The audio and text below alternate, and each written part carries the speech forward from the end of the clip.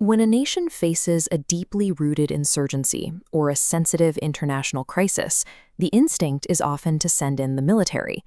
But deploying thousands of heavily armed soldiers is frequently the worst possible move.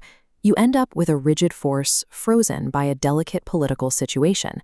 Marching a battalion into a civilian area usually backfires. Instead of neutralizing the threat, the collateral damage and show of force alienates the local population, feeding the exact rebellion the government is trying to stop. Effective intervention in these crises relies on a single operative capable of slipping behind enemy lines to dismantle the threat from within. Today, Ajit Doval is India's national security advisor, the highly visible architect of the country's defense apparatus.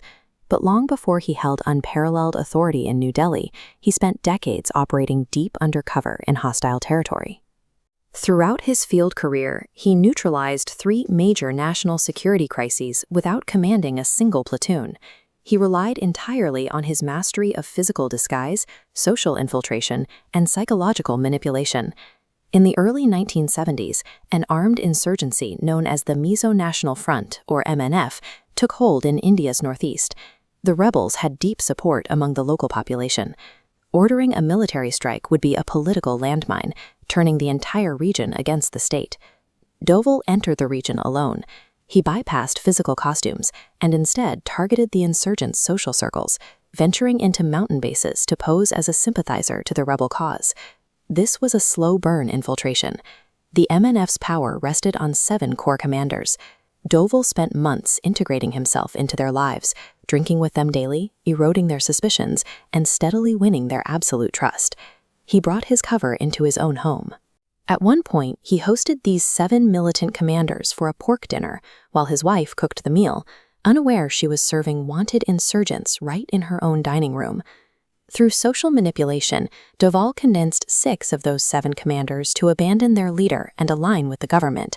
He broke the back of the rebellion from the inside, proving targeted psychological trust can dismantle an armed group far more efficiently than a firefight. This satellite imagery map shows the heavy water reactors of Pakistan's Kahuta facility. In the late 1970s, India desperately needed ground-level intelligence on this exact highly secured location to monitor a covert nuclear weapons program. Officially, Doval was stationed in Islamabad as a diplomat for the Indian embassy. When he wasn't at the embassy, he vanished into the streets surrounding the nuclear facility, adopting the persona of a destitute Urdu-speaking beggar. Operating in deep cover carries a razor-thin margin of error. While visiting a famous Islamic shrine, a local man stopped him, noticing his pierced ear, a distinctly Hindu trait that immediately threatened his cover in a high-stakes environment. He survived that encounter, but faced another terrifying moment in Lahore. While sitting in a crowd listening to Qawwali music, a man leaned over and quietly warned him his fake beard was peeling off his face. Despite these immense risks, his ability to act as a ghost allowed him to move undetected.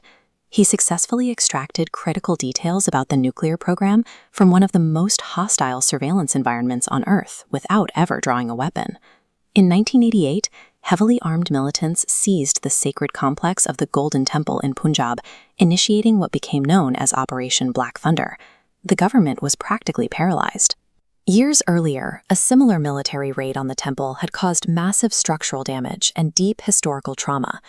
Ordering another direct assault was politically impossible. Doval arrived and began his preliminary scouting. To map the temple's outer perimeter safely, he adopted the persona of a rickshaw puller, studying the entry points without drawing sniper fire from the militants holed up inside.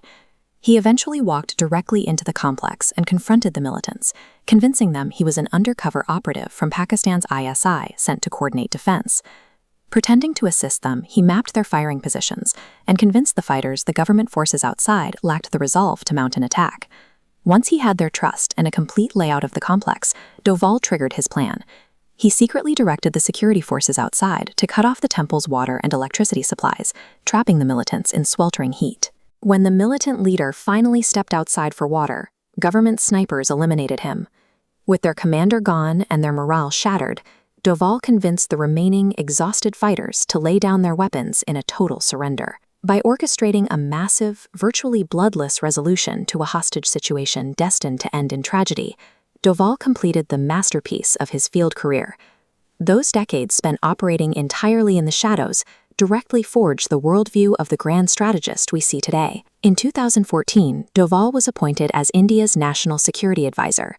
This position granted him control over the country's vast intelligence and military apparatus. Historically, India relied on a purely defensive posture.